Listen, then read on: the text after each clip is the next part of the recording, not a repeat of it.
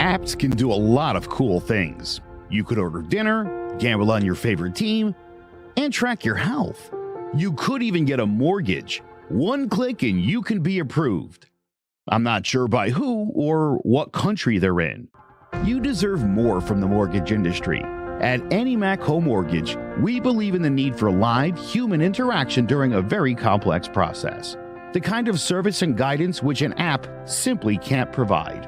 Our customers are more than credit scores and income documents. They're individuals and families who live in and strengthen our communities. Their story is our story, and that story begins in a home. Chris Sawyer is an expert on providing superior customer service and in meeting the mortgage needs of current and future homebuyers. With over 18 years of experience in the industry, Chris is able to help customers migrate through the home buying and home financing process by using his wealth of knowledge as a well-qualified mortgage professional.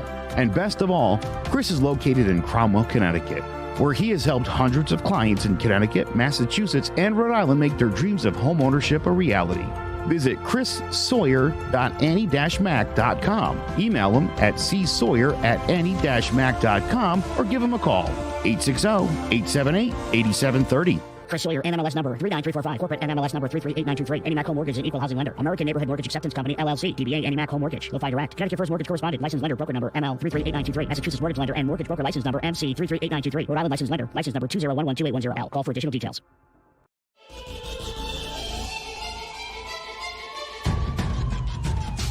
Throwing jabs, always full send. Here we go again. Jared, Joe, and Jay's Clover Crest, top three corner men, punching in with a puncher's chance. We find a way to win. The main event, locked it in every Saturday at 10. The overhand is out of hand when it comes to fisticuffs. Slide a hand on the undercard, you'll never see the punch. Uppercut, got you missing weight, feet are stepping late. Keep your guard up, feeling faint from a feint. Take a stand and eight, then retaliate. Put up your duke, stick and move, bob and weave. Don't lose hope against the ropes, there's always an escape. Never stay down. One more round, bells ringing, counter punch with your chin tucked and go down swinging. We bringing crosses with no worship, hooks with no verses, combinations with no locks. When you feel the flurry, it's curtains. From scrub scraps to fight stats, relax if you want the facts, cause the best combat podcast is throwing jabs.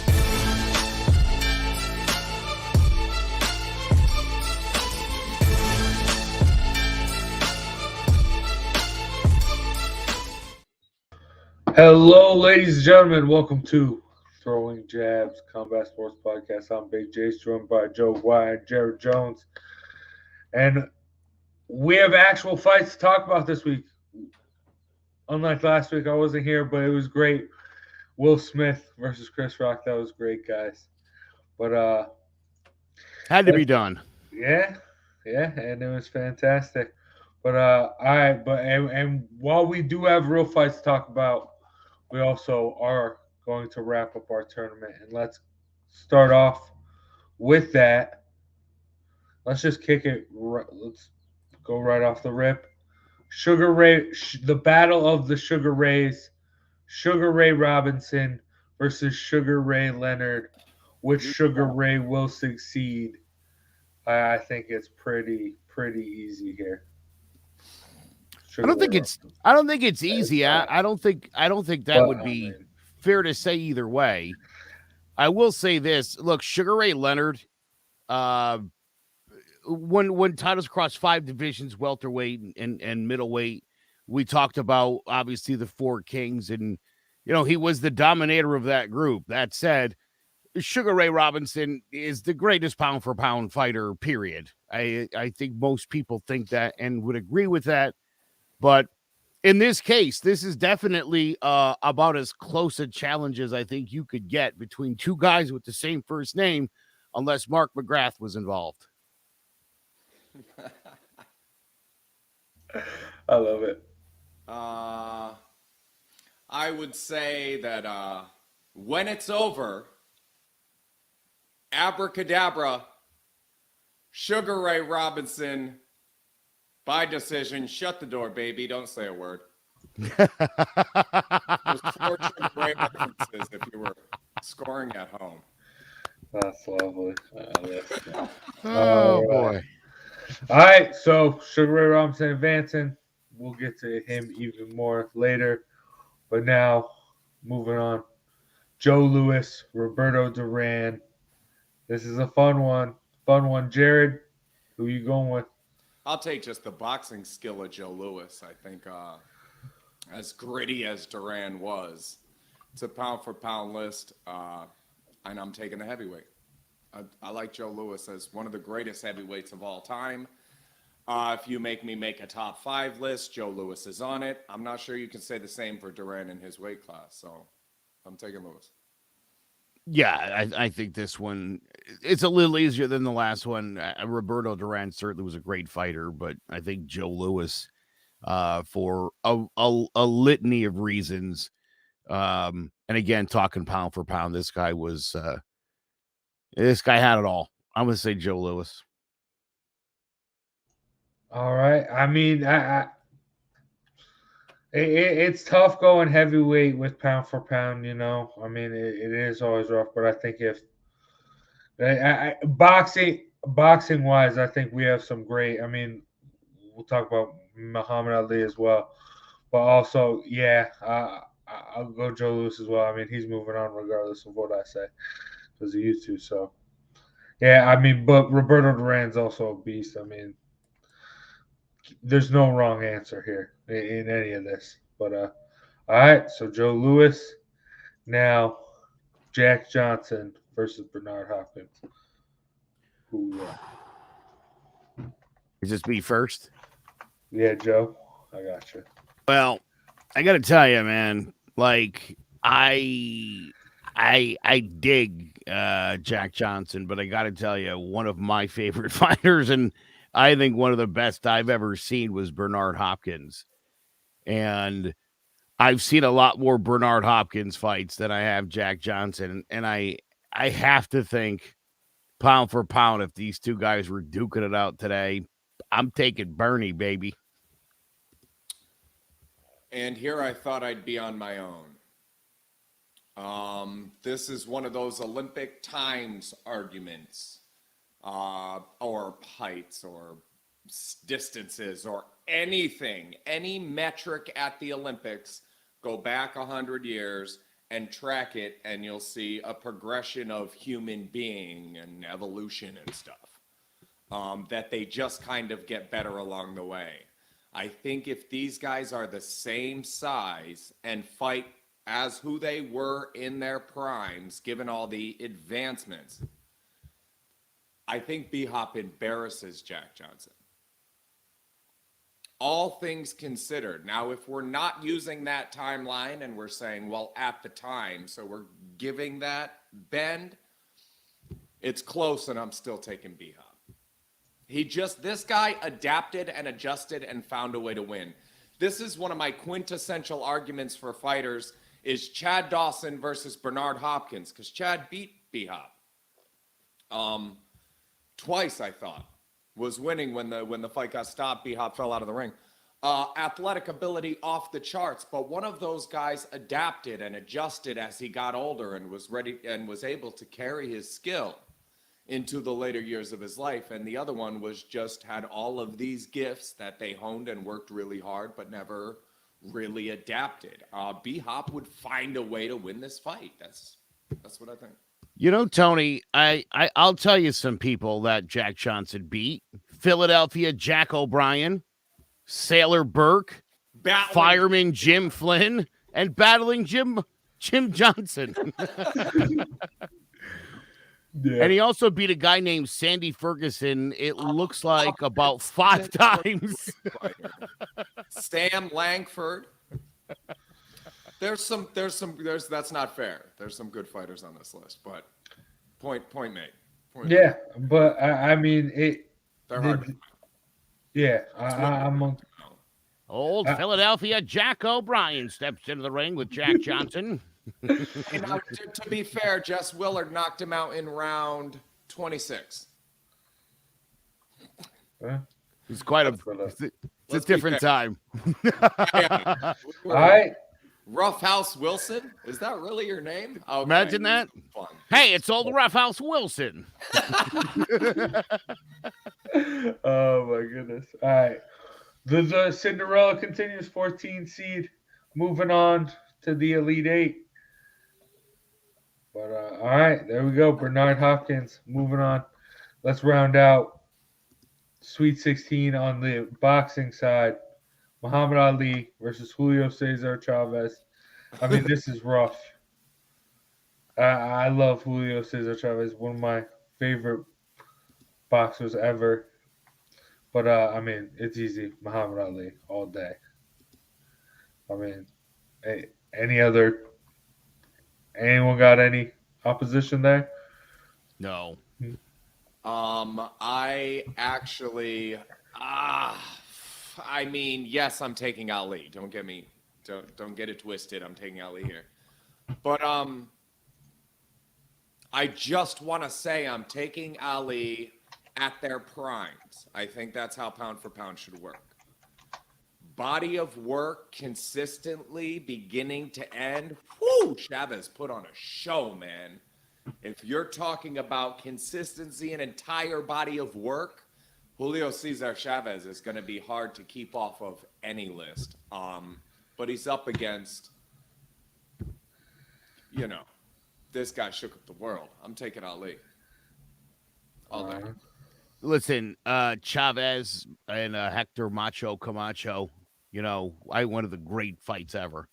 But yeah, dude, Muhammad Ali.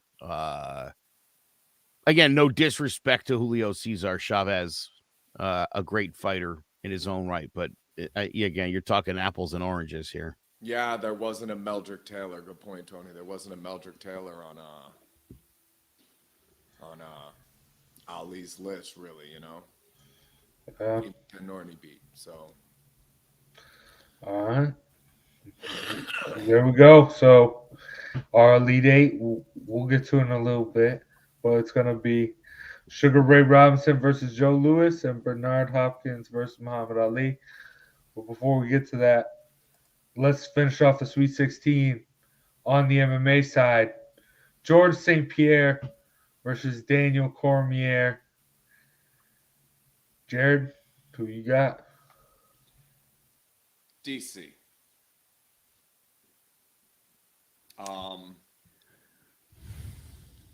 And this wasn't as tough for me. I just feel like at the height of the game, he was more dominant. There was more time to wonder if DC was the GOAT than there was with GSP. You started thinking maybe, and then no, and then thinking, no, and then oh, no. And DC, aside from John Jones, reigned. I'm taking DC here. I'm with you, Jared. I've never felt like I've never understood all the hype around St. Pierre. He's a great fighter. Don't get me wrong. I just feel like people talk about him like he's on a level that I never felt like he was at. So I'm going to take Cormier because even though, pound for pound, Cormier took advantage of every pound on that body. GSP is the Bart Starr of the UFC. I like that. Great player, won the Super Bowls. You stack it right up next to those other, and it's tough to call a guy this good overhyped or yeah, I kind of agree. What? You could. I'm want to say flabbergasted. Yes, I am flabbergasted. Like that. This makes no sense. Faces. Tito Ortiz. I'm not putting him in the class with those guys. I'm just saying there's a hint of that. Does he really belong here? Dude, Daniel Cormier, great. I love Daniel Cormier. But, GSP, every single loss he avenged. And then he came back and even went up to middleweight to become a double champ before Daniel Cormier. Daniel Cormier will always have John Jones just in the back of his mind. He could never beat John Jones. John Jones was also on steroids when they fought. Very true. But then even at heavyweight, maybe if he stayed at heavyweight and didn't go down to 205, maybe I think he could have just been even more dominant. But Tony knows me. I can't get over that Matt Serra loss. I'm sorry. That's always stuck in my crawl, dude. You're going to lose. Lose to Stipe Miocic. You know what I'm saying? That's all right. You can lose to Stipe a couple times. We're still good. Yeah, Nah. lost to Matt Hughes. And like you said, avenged it. Beat BJ Penn. He also sort of came in and dominated at a time where I feel like he was catching everybody else on the way out, and he was there really before it got really, really good. You know, I mean, don't forget, he stopped fighting in 2013, took 4 years off, and has pretty much been irrelevant since beating Bisbing in 2017. So he was one of the first real hybrid fighters. Yes. One of the first guys that really understood that all of MMA and being well-rounded is going to make you better.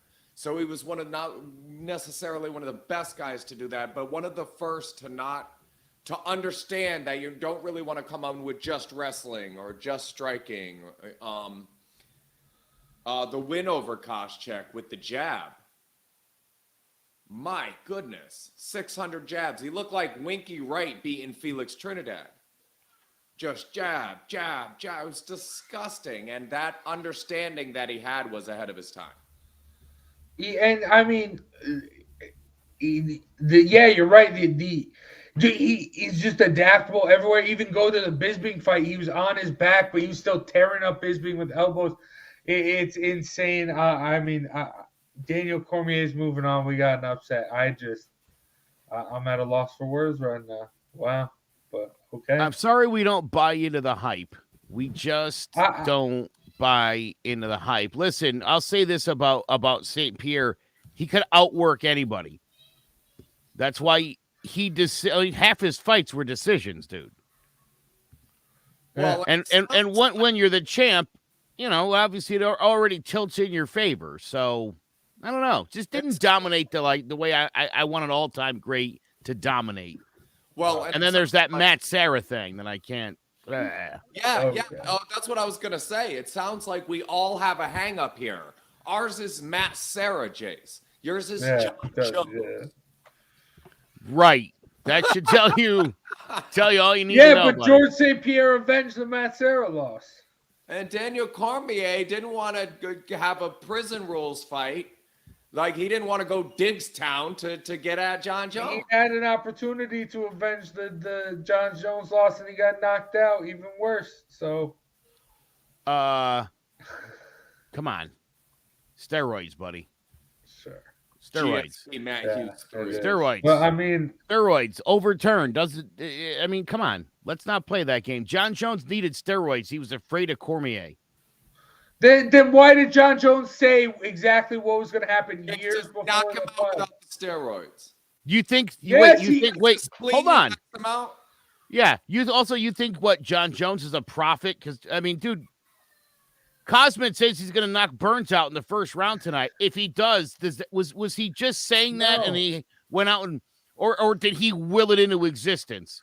Which one of those things is it going to be? Daniel Cormier dips his head when he's running away, and how that sets up for the high kick, which John Jones landed to put Daniel Cormier out in that fight. He talked about it years before their canceled fight. So, all right, but we can talk more about Cormier later. Let's move on and let's talk about John Jones. Why don't we talk about the spot you put us in last week where we had a ridiculous 116 that made 0 sense. You put us in a tough spot. We didn't want to do that. No, so you should feel bad for a minute now, huh? Listen, How's that feel? But I explained it. I told you Bye-bye, George. These guys still have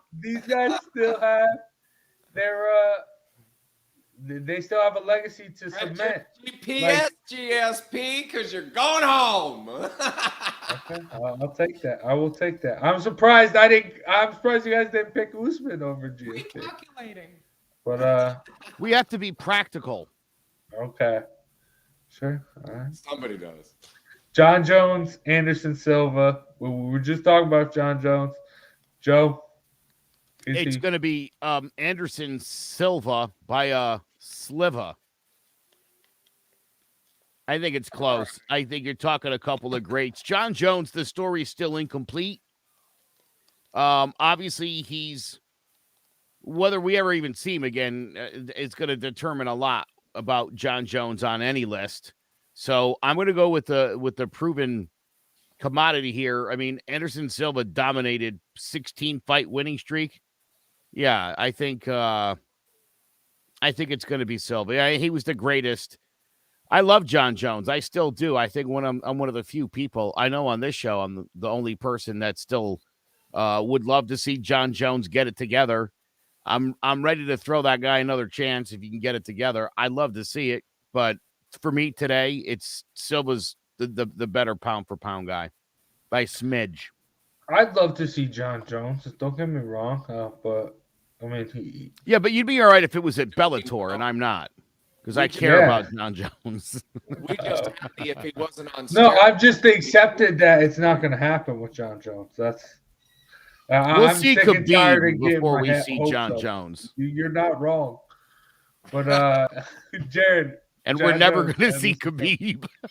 Oh, when I don't know how good the guy is, I mean, because he stopped fighting or got arrested or flipped out or did steroids or was juicing or peed on somebody or handed his penis to somebody who didn't want it, whatever it is he was doing at the time that I didn't really get to good enough look at him and other people got too good a look at him, Anderson Silva.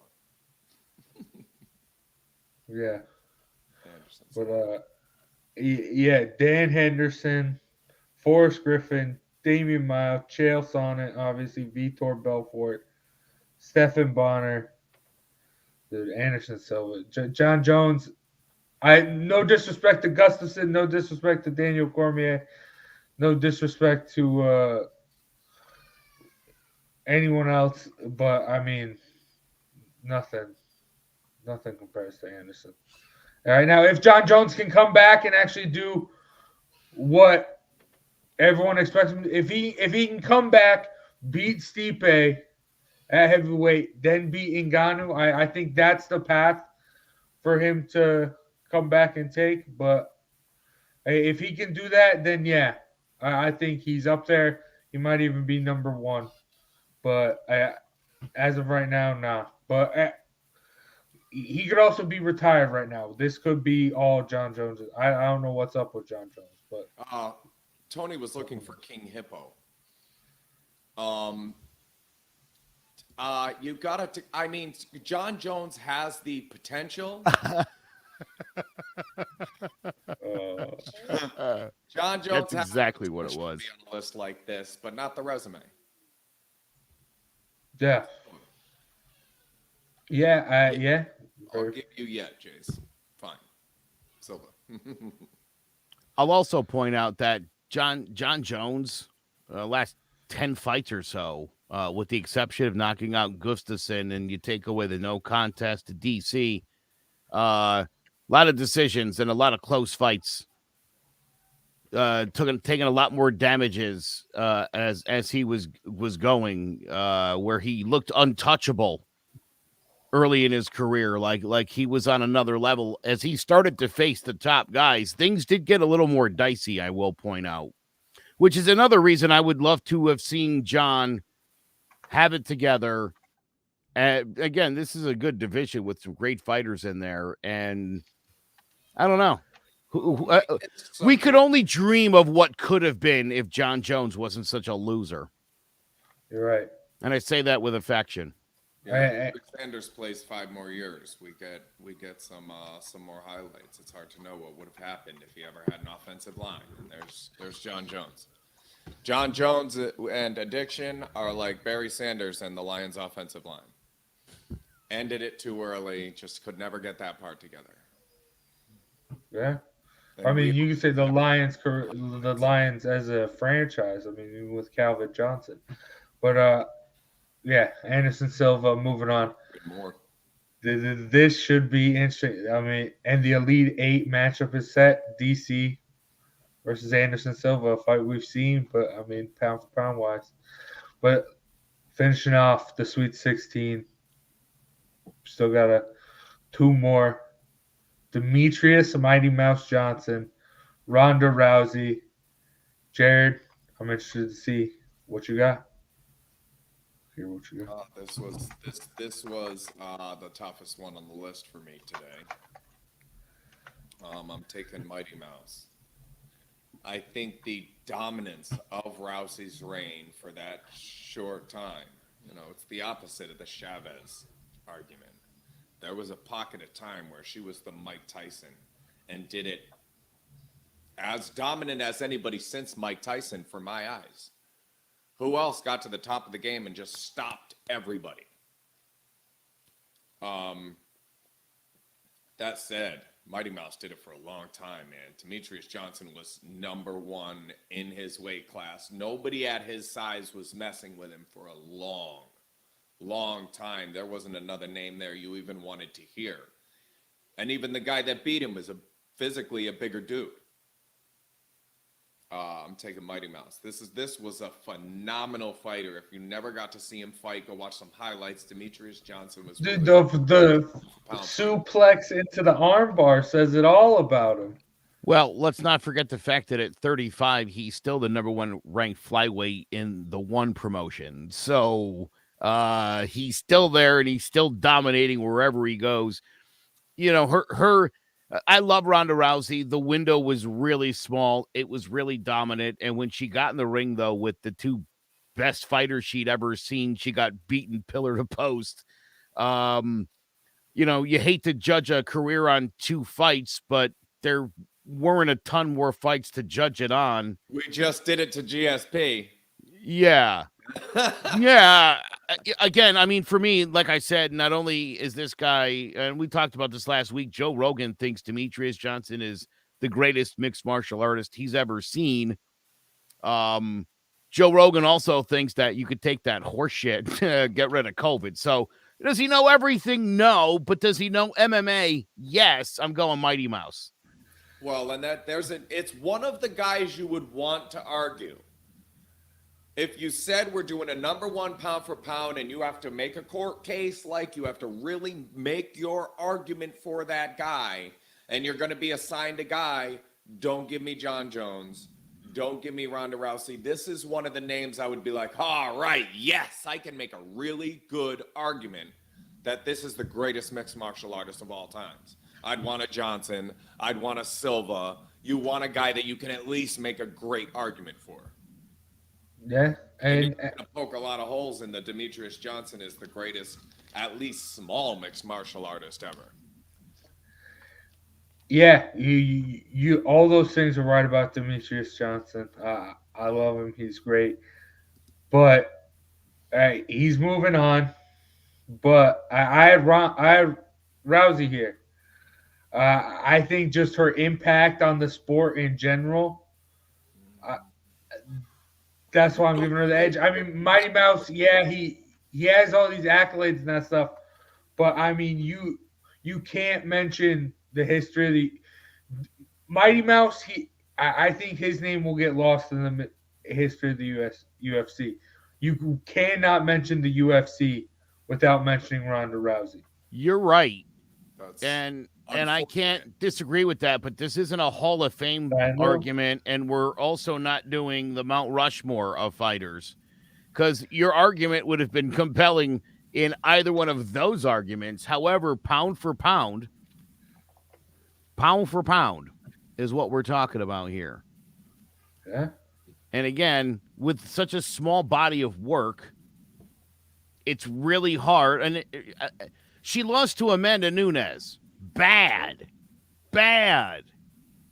And like that was it. And that's bye-bye. Go like play wrestling or whatever you're gonna do now.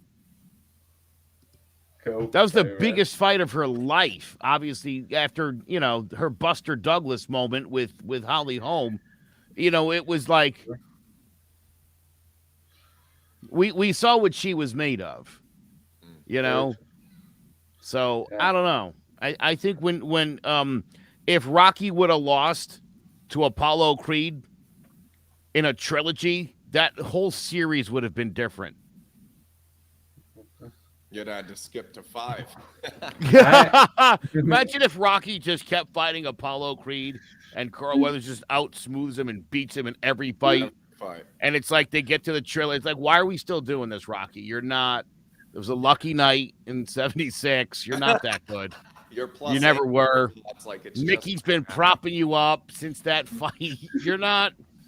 You're not that good. Washington nicknamed you the general. Like Clubber Lang comes around. Clubber Lang's like, I'm not even calling out Balboa because he's a bum and I have no interest in the fight.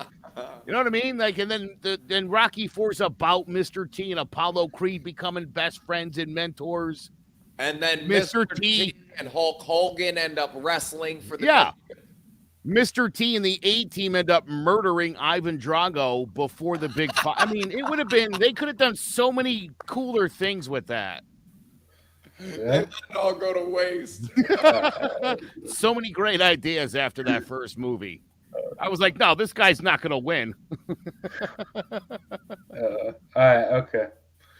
All right, Mighty Mouse is moving on. Let's see who will face the Battle of the Russians. Fedor Emelianenko, Khabib Nurmagomedov. Jared, who you got? I never saw Nurmagomedov as Russian. He seems to be real patient, takes his time. That was a joke. I'm taking Nurmagomedov. This guy raked everybody. This guy's going to be hard to beat on in any of these conversations for me. Again, it's one of the names you want to be handed. You know, you're like, okay, pound for pound, all-time great. Who'd I get? Conor McGregor, son of a...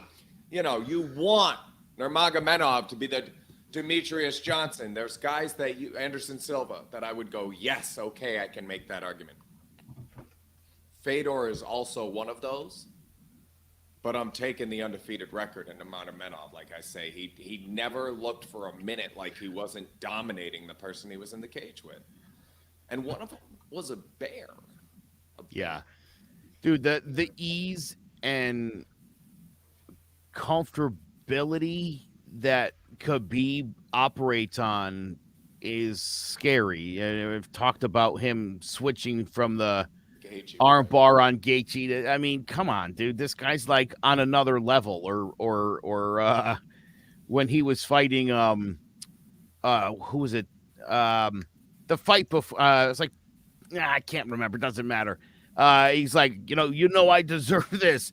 Just the way he could talk. Oh, Johnson. Michael Johnson. Yeah, thank you, dude. You know I deserve this. And he's just, I mean, dude, that guy was up here and everybody else was here. There wasn't, we always talk about how in some of these divisions there's that 1 and then there's that 2 kind of interchangeable or it's super close.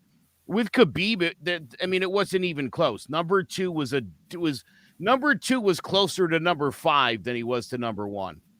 It's funny when you say that. Like, it's just because it doesn't look right. The guy's so utterly dominant. I remember being in the corner once at a scrub scrap, and I said, this guy's posing. $20 says I can kiss his glove.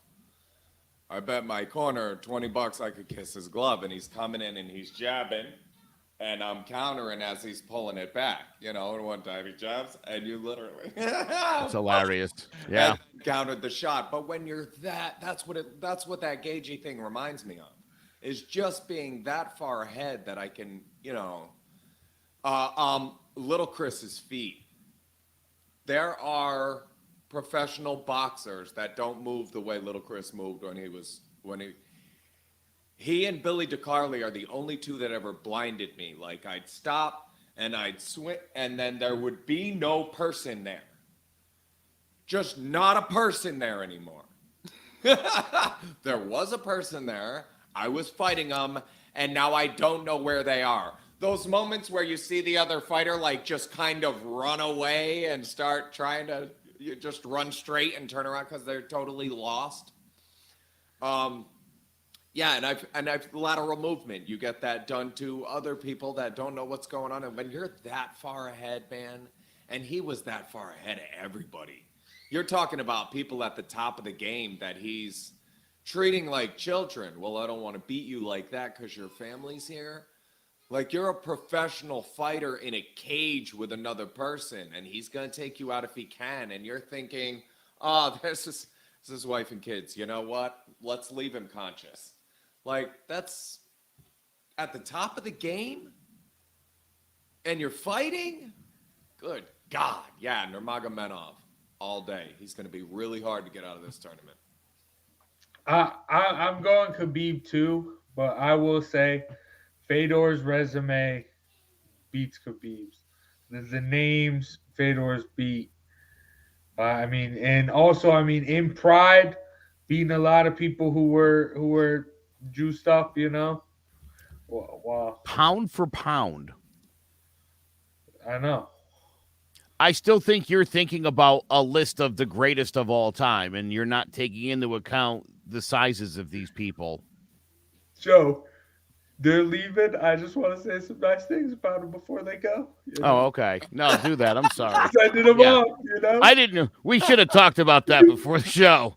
The way You'll most just say people nice things say- about him on the way out, and then I just won't No, even yeah, comment. we're gonna talk about Khabib more in a little bit. We're done talking about Fedor right now. I just wanted to say some kind words. Send them off right. But all I right. do love Fedor. He's great. Party gifts. Yeah, go back, watch some of those Pride fights. They're wild. But all right, Elite Eight. Let's start off. Sugar Ray Robinson, Joe Louis. Joe, you mentioned it before. Sugar Ray Robinson, number one pound for pound. Do you think is he moving on? Yeah, I gotta. Again, this is close. Couple of all-time greats, but they literally invented the term pound for pound because of Sugar Ray Robinson. They did not do that for Joe Louis. So I will not be extending Joe the courtesy this time. I'm taking Robinson here. Close, but Robinson. Oh, Jared. well, I didn't realize that a whole fistful of this guy's fights would have been considered light heavyweight fights by today's standards. He outweighed most of these guys by 5, 10, 15 pounds. Well, huh. Learning new stuff every day. As a Charles Marciano. Sugar Ray Robinson. That was fun. Yeah, thanks. Thanks for dropping some names there too. That felt like, he's gonna say something here. That was great. Walk through Joe Louis's career in slow motion. I love Joe Louis. I do a lot. I really do. But List. And you're right to take Robinson. Yeah, but all right, moving on. Robinson across the board. Who will he face in the final four? Muhammad Ali or Bernard Hopkins? Jared, is the Cinderella going to continue to the final four? These guys were both adapt, adjust, and find a way to win guys for me. Ali was just better than Hopkins. Taking Ali again here. I think B-Hop is underrated. I think B-Hop is highly underrated and undervalued for what he did. And as an individual, I'm not like some huge fan of the guy. But he was a great, great fighter. His ability to adapt, adjust, and find a way to win was perhaps the best since Ali. So Ali for the win, but those are your parting gifts. Jace decided we're doing parting gifts, so you're welcome, Bia. Bernard Hopkins, like I said, was one of my favorite fighters. Roy Jones Jr. being another one. Just wanted to mention his name because, again, I think an all-time great. But Muhammad Ali, obviously, is going to get the edge here over B-Hop, as much as I love him. It's Ali. Yeah. Yeah, it's Ali easy. I mean, I love that B-Hop made it this far. And I think it is very, very deserving. But, yeah, Muhammad Ali all day. So Sugar Ray Robinson, Muhammad Ali in the final four. Tony's understand this. Tony's thought a lot about that stuff. This is not just today or this week, but like just a lot over the years about this stuff. So that's a really, really great take. Wouldn't even have thought about it like that, but yeah, great point. It's the Ali Tyson argument that I always make when people say Tyson could have got inside, and I'm like, dude, name all the people who beat Tyson and what they have in common: a heavy, hard, long jab. Ali had one of the best of those in the history of boxing. How does Tyson, when he couldn't with Lennox Lewis, when he couldn't with Kevin McBride, How does he get it done with Muhammad Ali? Yeah, great point, Tone. Yeah, and we'll take it. Ali. All right. But all right, let's wrap up the Elite Eight MMA side. Anderson Silva versus Daniel Cormier, a fight we saw play out in the octagon, but both at their pound for pound prime. Joe, who you got?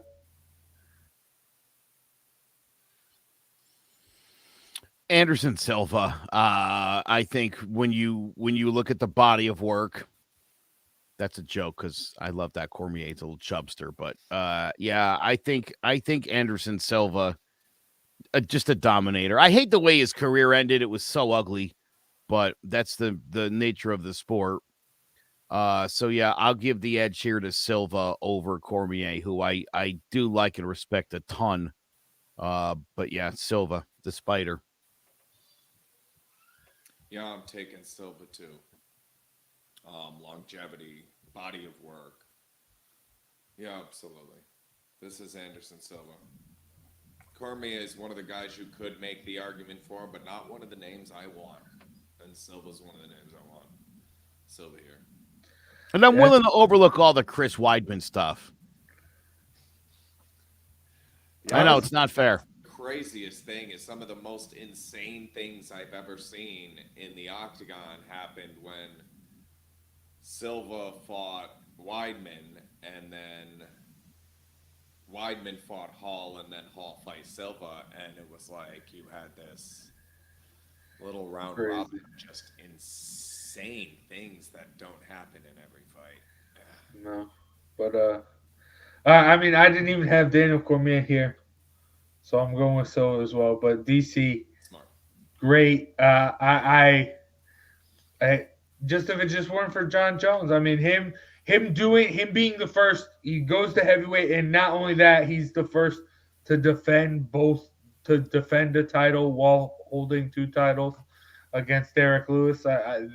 That's a cool little stat for the history books. But I mean, you want to talk about stats and history books? Anderson Silva all day, baby, for as far as MMA and the UFC goes. But all right, cool. Where are we now? So where are we in the rankings? Where are we at? We in the final four? We're wrapping up the Elite Eight with this. Anderson Silva's moving on to the final four. Who will meet him there? Khabib. Yep. Or Mighty Mouse Joe? Khabib. Again, I talked about how much I liked the Mighty Mouse, and I still think he's still going at it. But again, pound for pound, Khabib. It's nobody better. Nobody dominates like this guy does. And here's the thing about Khabib.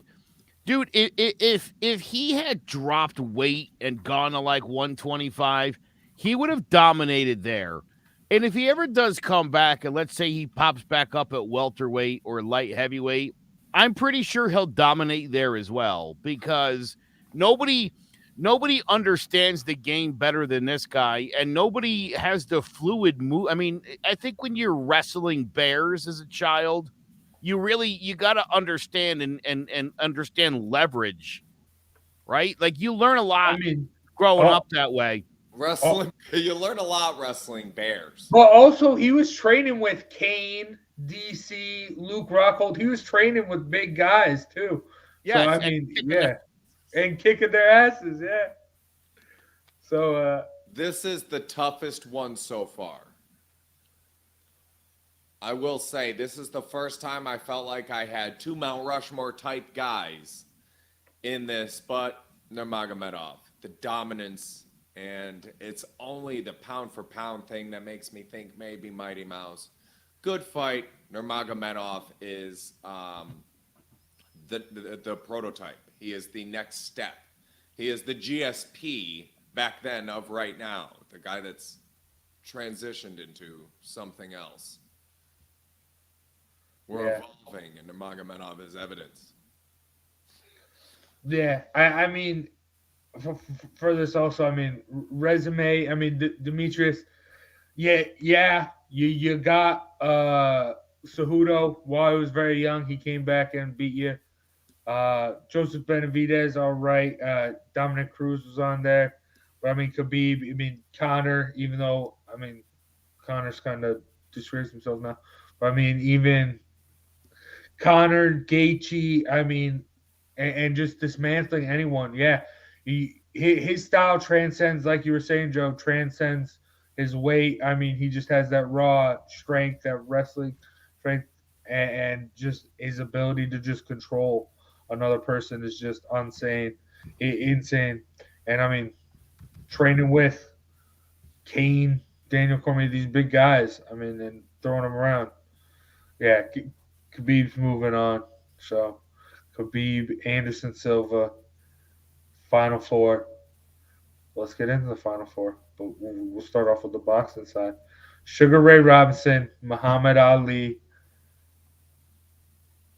Jared, who you got?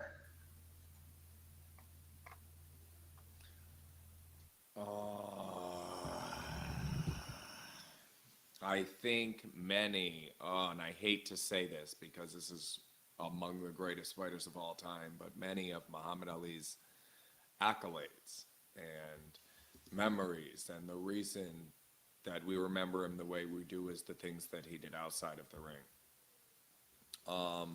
Bert Sugar said if we realized there was life outside of us and we had to send someone, we don't know if they're friends or foes. We don't know if they can communicate well. We want to send someone gentle and that can speak well, but soft and not aggressive, but will whoop somebody's ass if they need to, right? If we got to send a representative as a human being to go meet that alien race, that he would want that person to be Muhammad Ali. And it's like one of the greatest compliments I think I've ever heard. That said, you don't fight outside the ring. I'm taking Sugar Ray Robinson here, and it's heartbreaking to say out loud. Well, I'm glad you did all the dirty work there. I'm glad you did all that. Yeah, I'm going to get to the point. Khabib and Mighty Mouse, and then this one, it's getting much harder.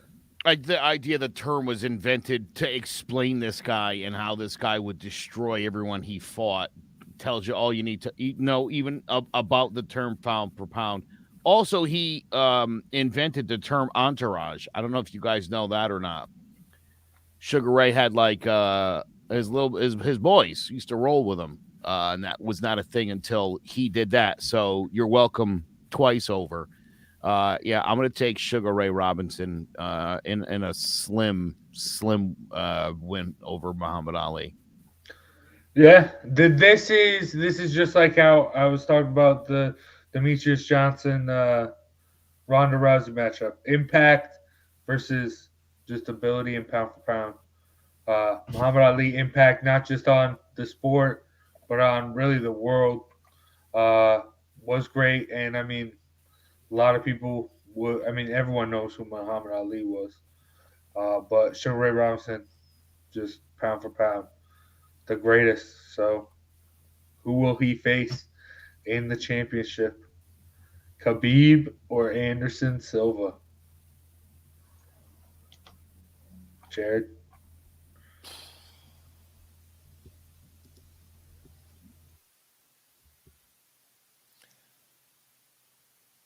It sucks knowing where Silva's ceiling is. This reminds me of trying to bet a crossroads fight where it's an up-and-coming undefeated guy, but this is his best opposition so far. So we don't know what his ceiling is. We saw Silva's ceiling, I think. And I mean, he just outclassed an elite boxer in a boxing ring. This guy is one of the greatest, like, just fighters in general. Phenomenal. Anderson Silva. And those are parting gifts. Because the other guy raked everybody, and we don't know what his ceiling is. Yeah. Again, I love Anderson Silva, and prime Anderson Silva is definitely one of the greatest of all time. But again, knowing what we know about Khabib, but I'm glad that we know about the sparring with the big guys. because I think it tells you a lot. And like you were saying before, Jace, you know, again, dude, just the way this guy moves, the way he leverages his weight, it's the reason he's able to dominate people. It's the reason he's able to make people like Conor McGregor look like an idiot when they're in the ring with him. He does a pretty good job of that on his own, though. I mean, that is fair, but you know, I mean, again, you could see Khabib. I mean, Khabib kept that fight going so he could inflict more damage on Conor and talk crap to him. That's what a great champion he is. That's what a like, dude. I mean, imagine, right? You don't want to be in a cage with that guy, with Conor McGregor. I mean, you know, that left is lethal. Khabib didn't think twice about it. Didn't care. He kept that fight going for longer so he could beat McGregor's ass for longer, humiliate him, and talk to him the whole time. it's video game stuff. That's video game stuff, dude. He is just on another level, and not for nothing. When Silva got cute in the ring, how'd that turn out for him? Ask Chris Weidman. Very, very true. If you're going to be in the ring and you're going to fool around, you got to do it like Khabib. You still got to be serious. Yeah, but I love Sander. Let's talk now. You want to talk now? We talk. Yeah, and I mean, he wasn't even tired after whooping up on Conor. He had to hop the cage and went after one of Conor's boys too. But yeah, it's could be just built different. I mean, Anderson Silva got all the accolades and that stuff, and I mean, like I said, great as far as the history books go, but pound for pound, and just there. I don't think there will ever be another Khabib. I mean, a lot of people talking about Makhachev and Chimaev, but I don't think there could be another Khabib. But they're good, but yeah, I mean, you know what those two guys lack is his super calm, cool demeanor. I mean, I don't think anybody has that. I don't think anybody has that. I don't think you either can do that or you can't, and I don't think most other people can. It's the way you talk about Roy, Joe. It's the way you talk about Roy Jones. It's the way I've talked about Loma before, that he's doing things to people in there that you would do to a little kid, or like you're just on a completely different level. Silva and Forrest Griffin comes to mind. You don't get that at the top of the game too often, where one of them is just, you get, well, not that Forrest was like the number 2 guy, the one we wanted to see, but at the same time, you're talking about a fight for a title in the biggest promotion. You don't really see him outclassed the way Nurmagomedov was able to do it every single time. Like the teacher playing dodgeball with the kids. Like, it doesn't look right. Shaq's high school highlights. Watch those. That's what. Oh yeah. Well, dude. I mean, literally since Nurmagomedov fought that bear, it's rare to have even seen anyone get the upper hand on him. Period. Ever at any point at any fight in his career. You can't say that about anybody else. Like, this guy dominated every minute of every round of every fight he was in against, it didn't matter who. And I think that speaks, especially knowing the nature of MMA. Everybody's got a loss or two. It's okay. Not this guy. Yeah. Okay? I mean, this guy, and I know he didn't fight Tony Ferguson. He wanted to, and I'm certain he would have destroyed Ferguson before Gaethje did, and it all fell apart. But yeah, this guy is serious. This is like the video game. You juiced him up to 100. He's breaking tackles, Jace. He can, you know what I mean? You could he's your running back. You throw the option and he throws like an 85-yard bomb down the line. Khabib just did it all. He was just so good. And again, because of the wrestling and the takedowns, dude, how many times did he get to tag somebody? Good. Right? I mean, he was in your head. He was talking, but still always dominant. And at the end of the fight, still the classiest person and one of the classiest champions You don't find guys that are super humble like that. This guy's like a robot. He goes out and he takes care of business. He dominated every second of every match he was ever in. I don't think you could be any better than that. Very, very true. All right. Let's get into this now. The sports emerge. Who is the number one pound for pound combat sports athlete of all time? So wait, how are these guys fighting then? What is the method of fighting now that we've crossed over? Does Robinson wear boxing gloves? Is Khabib wearing boxing gloves? I need to understand how to distribute this weight. Old school UFC, you can wear one boxing glove if you want. You can wear two. Whatever. I don't know, but I mean, pound for pound wise, Joe, who you got? Well, I hate to say this, but I still think Khabib Nurmagomedov. I just think he finds a way to get it done. I just, again, dude,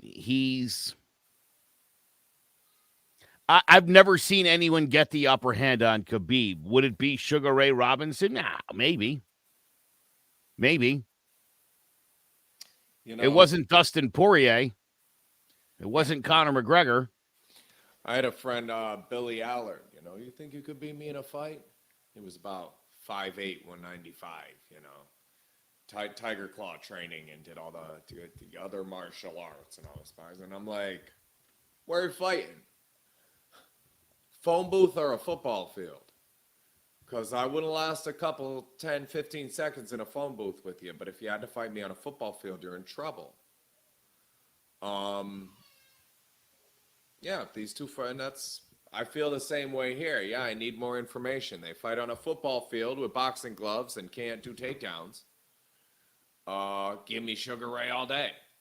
They're in a cage with MMA rules. I mean, it's a no-brainer. Either way, it's like I like this being the end of the game. And we get one for MMA and one for boxing. Because there's so many other intangibles you would have to put together. And all of that said, one of these guys never lost, and we don't know their ceiling. If you force my hand, it's Khabib. Yeah, I mean, that's the never lost. I mean, that's great. It's not as great as it really is because of guys like Floyd Mayweather. But, I mean, Khabib's different. He's the reason why it is great. Dominance, like you can argue maybe McGregor took one round off him, but that's still a stretch. Just dominance. And, I mean, even I keep bringing up him in training.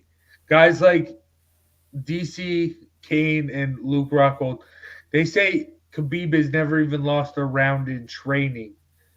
So, like, just that dominance at that level to continue. And, I mean, the only real knock maybe for the pound-for-pound stuff is how he struggled to make weight in the beginning of his career.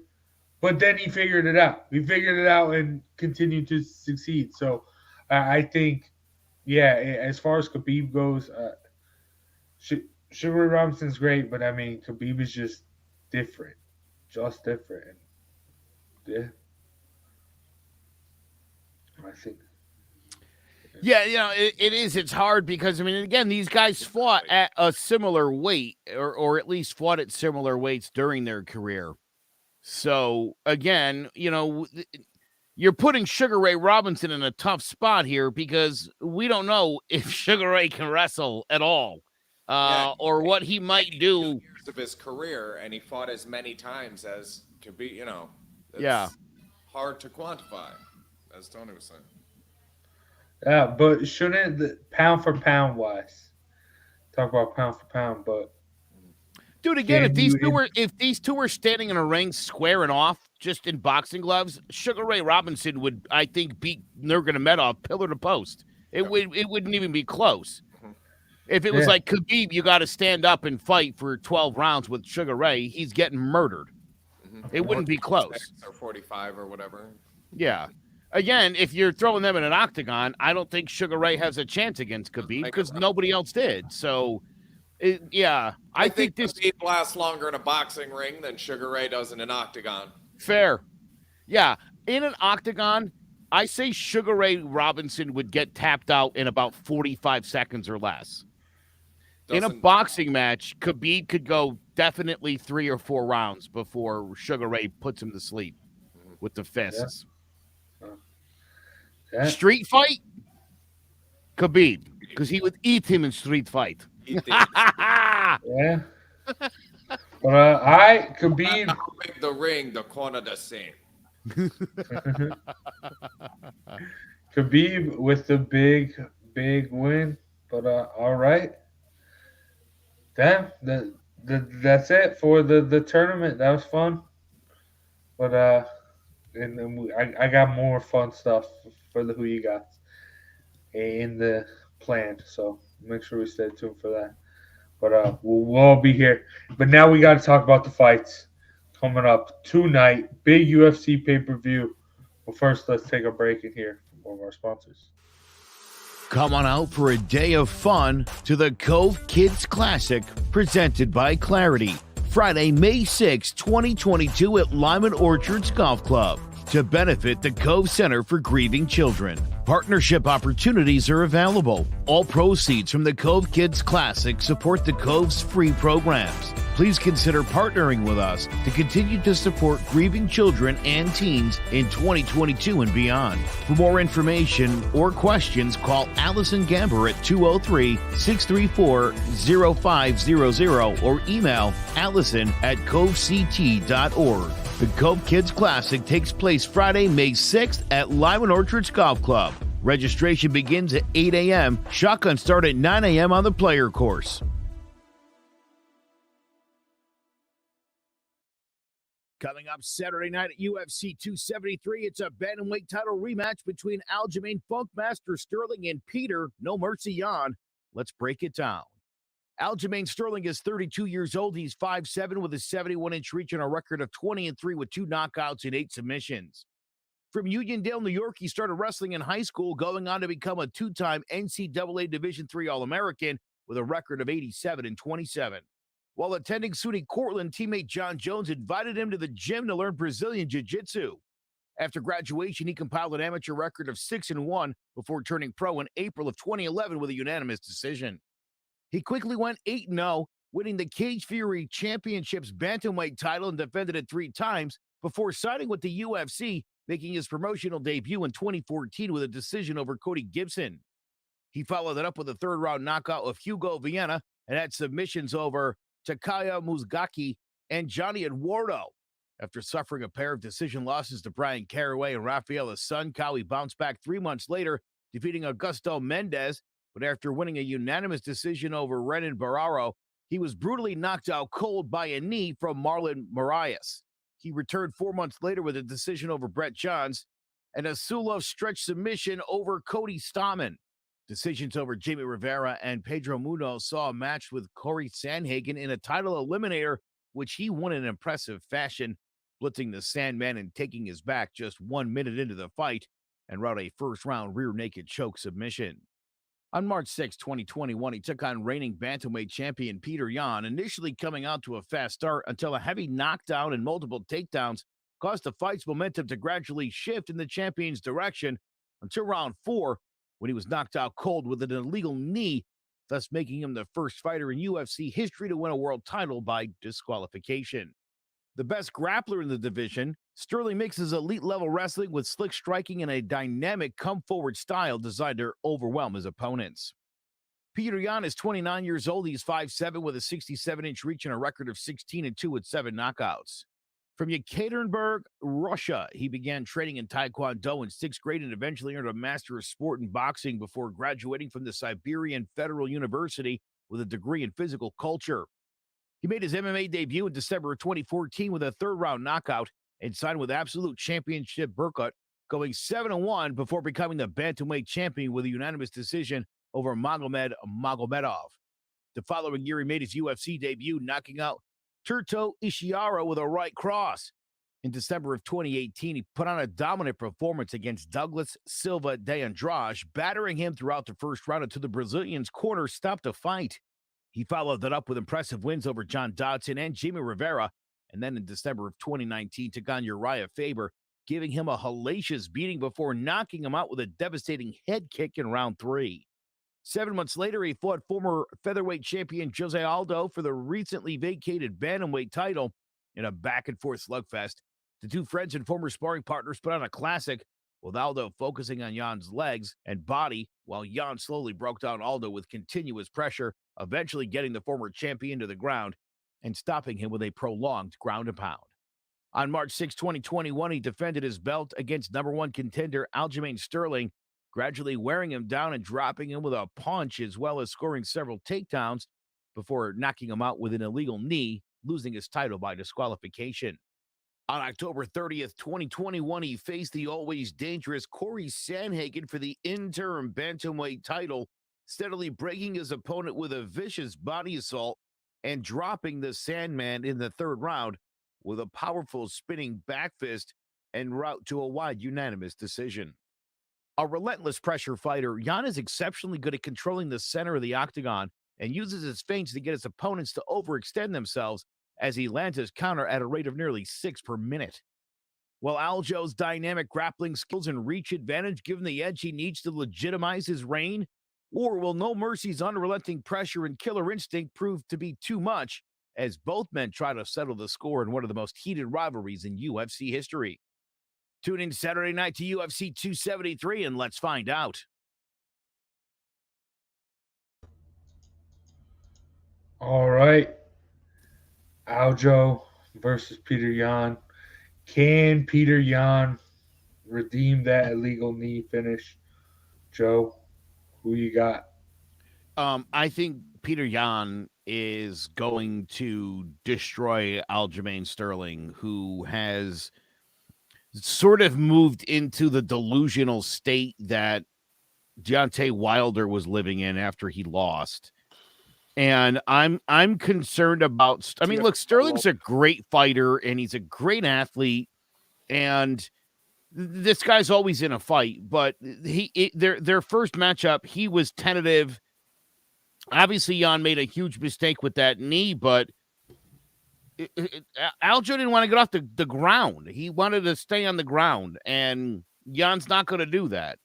Jan's going to, I think Jan's going to really go for, and he's going to try to knock him out. He's going to try to inflict pain and knock him out. And I think that's where Sterling could find an opening, is if Jan is like hell bent on really bringing the heat and coming right at him.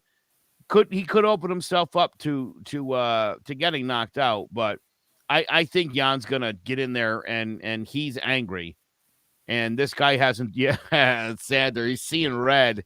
You just gotta hope that sometimes seeing red's not a great thing, though, Jared. Right? I still want to have a clear mind when I'm in there, so I think as long as he's able to keep the cool that he always keeps, because Peter Yan's another cool character, in the vein of Khabib. Yeah, I see this being a dominant Yan performance and getting that belt back.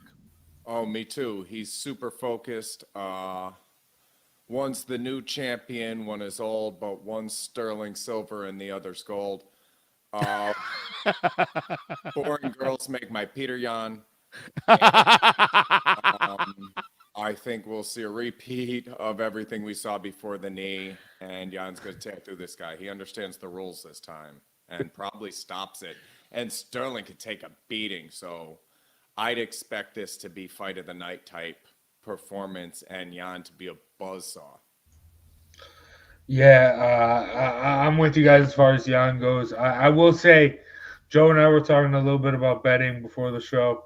I do think Sterling, I'm just going to trust his camp with Roberto Longo and Matt Serra, and just his length, and especially at that weight. I think out of all the underdogs, I think this is the best opportunity for an upset on this UFC pay-per-view. as far as the big fights go. So I do see an avenue where Sterling can win if he pulls out like a submission or if he can just use that length. I like Sterling's ground game, but I do expect Peter Yan. I mean, Peter Yan is at the top of the pound for pound right now, and in the UFC. He's a beast. I expect him to win, but I do think you can't count Sterling out completely. That's all I'm gonna say.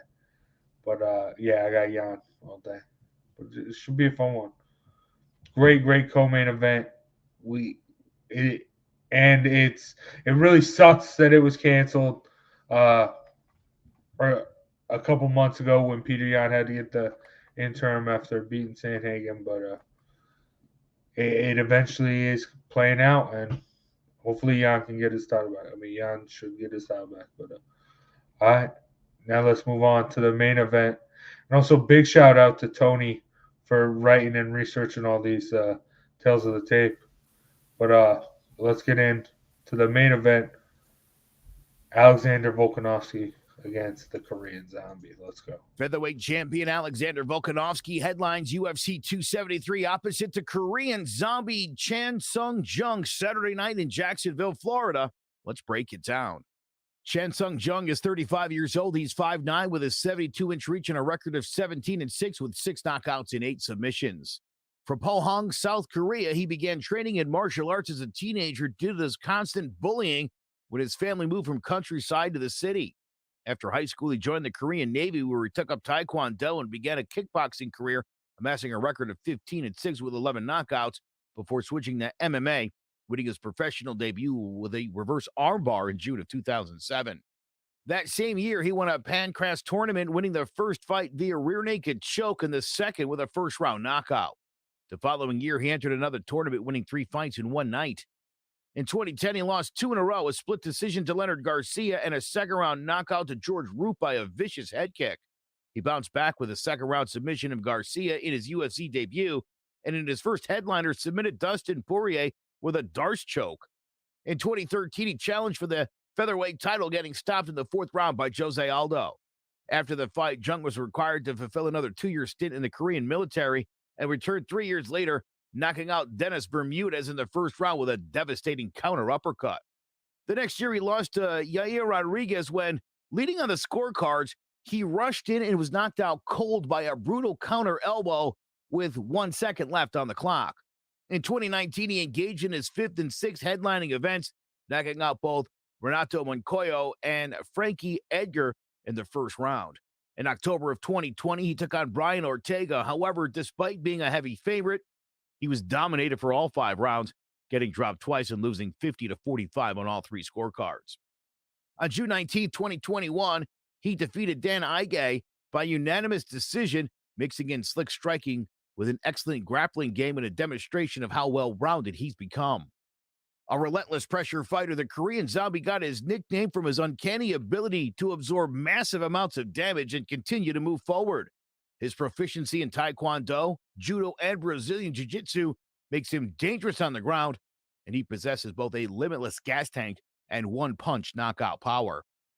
Alexander Volkanovski is 33 years old. He's 5'6" with a 71-inch reach and a record of 23-1 with 11 knockouts and 3 submissions. From New South Wales, Australia, Volkanovski took up Greco-Roman wrestling at a young age, going on to win a national title at the age of 12, though he gave up the sport in his teens to pursue a career in rugby. After a successful run of the semi-pro leagues, where he weighed up to 214 pounds, he decided at the age of 23 to take up MMA, going 4-0 as an amateur in the middleweight division before turning pro in May of 2012 with a unanimous decision over Gerhard Voigt. He won his next 2 by TKO in the welterweight division before getting stopped by a head kick and ground and pound in his 4th fight. He won his next 10 with 9 stoppages before making his UFC debut in November of 2016 with a second-round knockout of Yusuke Kusoya.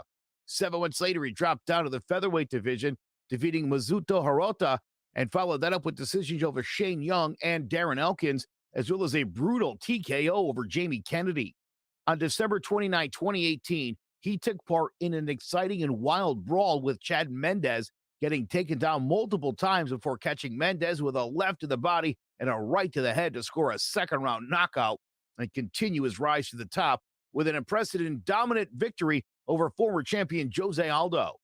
In December of 2019, he took on Max Holloway for the featherweight title, dethroning the champion with a highly tactical game plan that consisted of relentlessly attacking his lead leg to limit the offense while landing counters inside the pocket. 7 months later, he made his first title defense with a split decision in the rematch, and on September 25th, 2021, he took on the extremely dangerous and durable Brian Ortega, surviving several submission attempts and overwhelming T-City with damaging blows, outlanding him 214-88 en route to a unanimous decision in an all-time classic. Can the Korean Zombie use his relentless pressure and remarkable durability to frustrate and overwhelm Volkanovski? Or will Alexander the Great put on another tactical and dominant performance as he continues to solidify his position among the top pound-for-pound fighters in the sport? Tune in Saturday night to UFC 273, and let's find out. All right. Alexander Volkanovski, Chan Sung-jung, the Korean Zombie. Yep, the worst title main event matchup ever. I mean, that's what happens when Volkanovski just takes care of business. I mean, he's already handled Holloway. He's already handled Ortega. He's already handled everyone. So why not throw Korean Zombie all up in there? So, Joe? The Korean Zombie, had he gotten a chance to fight for this title 10 years ago, it totally would have been worth it. Chan Sung-jung is 8-6 in his last 14 fights. Ooh. It is a spotty record at best. He has barely been a 500 fighter. That said, dude, this guy can take a beating. This guy can dish it out. He, as we were just saying in the tail of the tape, I mean, he's become a more well-rounded fighter. This is maybe the best version of him that we've seen in a few years. That said, he's not even close to being in the same league as Alexander Volkanovski. And over the course of 5 rounds, I believe that there is literally a 0% chance of the Korean Zombie. And I love the guy. He's one of my favorites. I really do love him. I think this is going to be more like the Ortega fight where, for both of them, where Ortega beat him up pretty good. I think Volkanovski's going to do the same thing here. He's going to put the whoopings on this guy. I think it's going to end up being a pretty fun main event because you're going to see Volkanovski just for 5 rounds beating the bejesus out of the Korean Zombie, and we'll see how zombie-like he can be. It'll be fun. Throwing jabs when news breaks, we fix it. According to, I'm on Fantasy Pros here, Dwayne Haskins. Yeah. Just died in a car accident in South Florida. Yeah, that's rough. Wow. I actually think it's worse than a car accident. It's a car. I think he got hit by a car in the sense of car accident. If I understand it, I saw that car accident. Now I'm seeing the details. It looks more like that's terrible. What a terrible way to die. 25. I've always liked that guy. I tell you, I was really hoping he was going to bounce back with the Steelers and get back on track. I'm really sad by that.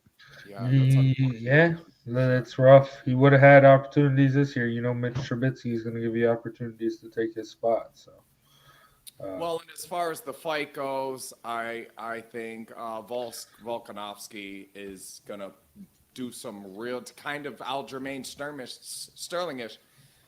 This guy can take a lot of damage, the Korean Zombie. So Volkanovski is really going to put it on him. And maybe he could pursue his vocal career. I heard he's been working on for a long time. Chan Sung-jung.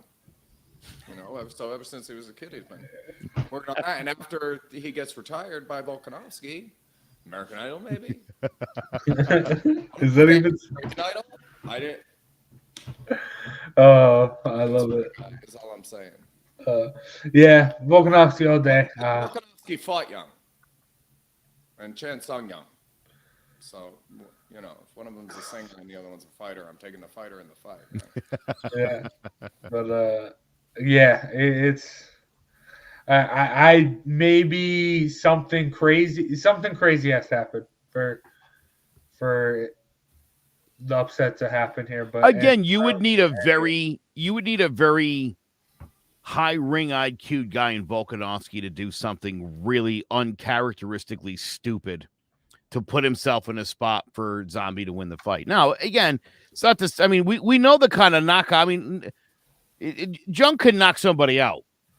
Like, then there's no doubt about it. You find the right opportunity, Jace. It's why I don't love the knockouts. All things considered, this guy could put it on you.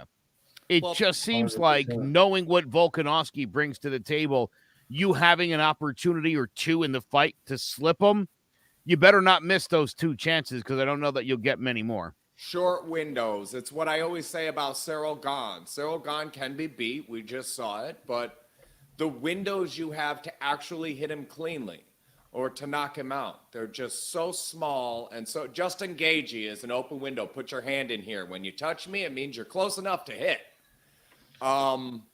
Volkanovski's not like that. He slams all those windows shut, and assuming, that once or twice where he's a fraction of a second off, Jung can't put something in there. I mean, I think Volkanovski scrapes this guy.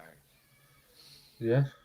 I don't like minus 800 because it's huge, but Volkanovski for the win. Yeah. It should be fun, though. I mean, he's called the Korean Zombie for a reason. He takes punishment and just keeps walking forward. So it's going to be a fun fight. Volkanovski has to show out. But, yeah. I will say the co-main event, I'm more excited for that. That should have been the main event. I think the Sterling Yan fight's going to steal the show here. But regardless, fun night of fights. So fun. Let's talk about the fight of the night. What's going to happen? I mean, I do want to mention before this, not tonight, but last night, Triple G returned, knocked out Murata. That would have been my fight of the night. But this morning, it was a great fight, bro. Yeah. But all right, Jared, what's your fight of the night?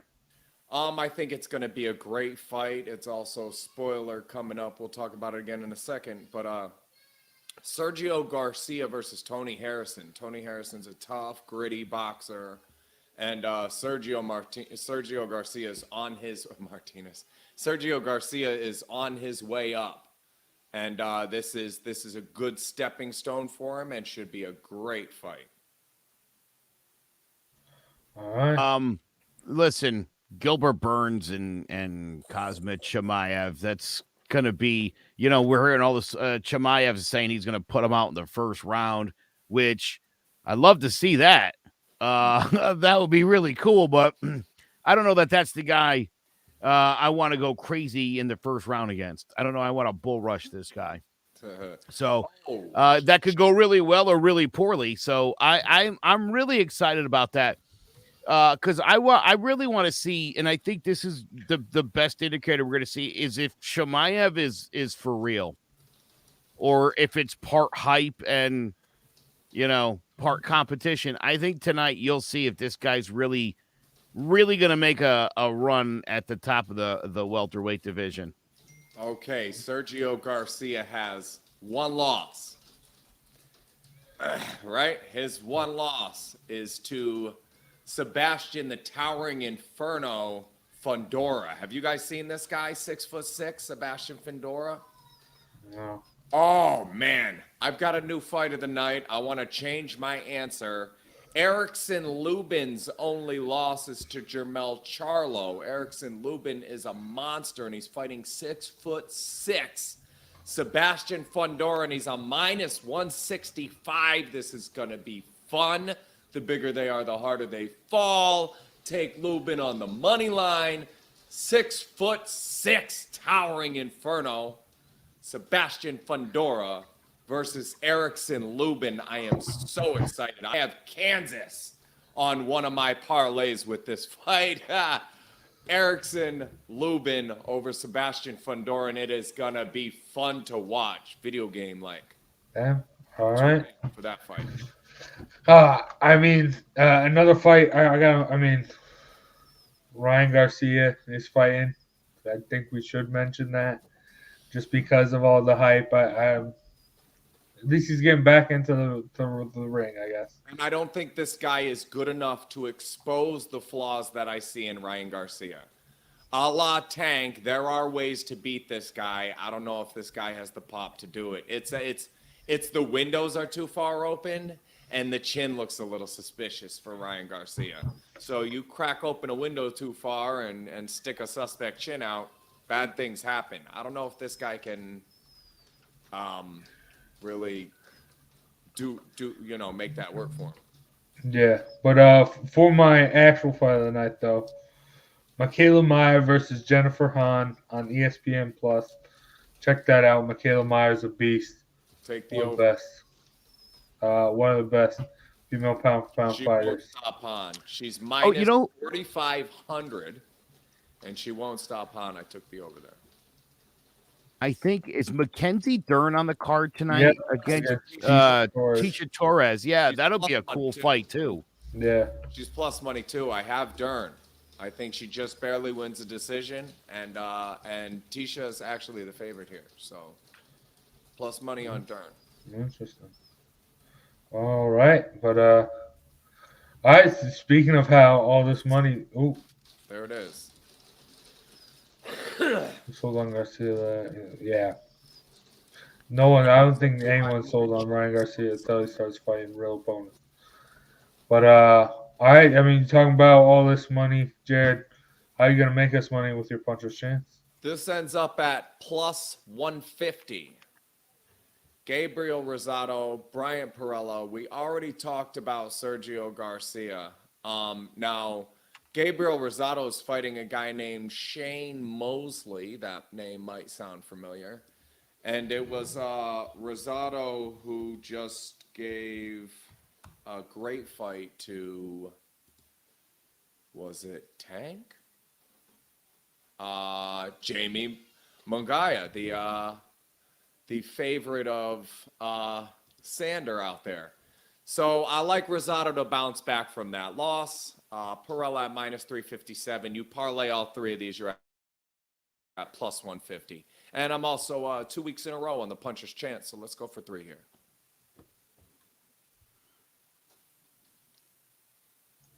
Let's go. Let's keep it up. Good stuff, Jared. But all right. That's gonna do it as far as the fights go. So big shout out to Annie Mac Mortgage and Chris Sawyer for sponsoring today's episode, and Cove Kids Classic. Make sure you go check that out. May 6th at Lyman Orchards Golf Course. Right, Joe? Got any other words regarding that? Other than that, everybody should sign up and go. No, I think that about covers it. May 6th, it's a Friday. A couple of meals happening, lots of great prizes, and just a good time for a good cause. It's for kids who have lost someone. It's a fundraiser so that those kids can talk to somebody for free. Do the right thing. Golf. Yeah. But, what else you got to hear? Wins. Heck yeah. And also big shout out Clovercrest Media. Make sure you check it out, clovercrestmedia.com, for a bunch of other great sports podcasts. If you're a football fan, Joe and myself, John about the G-Men, basketball posting up. You got Keys to the City covering it all. Anything you got. And, I mean, if you're not a sports fan, true crime podcast, political podcast, conspiracy theory, anything you got, clovercrestmedia.com has you covered. But great fights tonight. Make sure you enjoy them. We're going to end the show like we always do. Jared, brother, hit us with that flurry. I want to fight Will Smith. I want to fight Will Smith because I've been thinking more about it, and I feel like this is a bully. One of the things that bothers me most about this is people are saying how gangster what he did was. That's thugged out. Oh man, he kept it real for his family. And he hit somebody that wasn't going to hit him back. So open invitation to fight Will Smith still hasn't been answered. And I think it's because he knows I'll hit him back. I'm feeling like if that was The Rock instead of Chris Rock, hey Jada, can't wait for G.I. Jane 2 to come out, that Will Smith would not have done what he did. And that's the difference between me and Will Smith. Because if Chris Rock had said something like that about The Rock's wife, and The Rock had walked up and smacked him, I would still be here on Throwing Jabs podcast inviting The Rock to come and fight, because that's a bully move, and I don't size up my opponents by whether or not they're going to hit me back. And if you need any further motivation,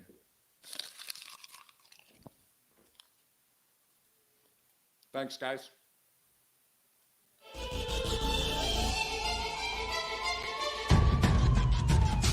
Throwing jabs, always full send. Here we go again. Jared, Joe, and Jay's Clover Crest, top three corner man, punching in with a puncher's chance. We find a way to win. The main event, locked it in every Saturday at 10. The overhand is out of hand when it comes to fisticuffs. Slide a hand on the undercard, you'll never see the punch. Uppercut, got you missing weight, feet are stepping late. Keep your guard up, feeling faint from a feint. Take a stand and eight, then retaliate. Put up your duke, stick and move, bob and weave. Don't lose hope against the ropes, there's always an escape. Never stay down. One more round, bells ringing, counter punch with your chin tucked and go down swinging. We bringing crosses with no worship, hooks with no verses, combinations with no locks. When you feel the flurry, it's curtains. From scrub scraps to fight stats, relax if you want the facts, cause the best combat podcast is Throwing Jabs.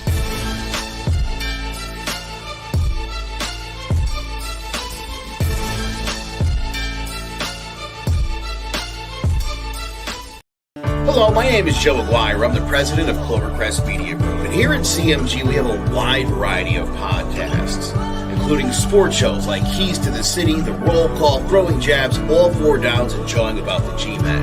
And great true crime shows like Stinky Week, Crimes and Consequences, Ivy League Murders, and Bird, the unsolved murder of David Eichmann. You can find all these podcasts and so much more by visiting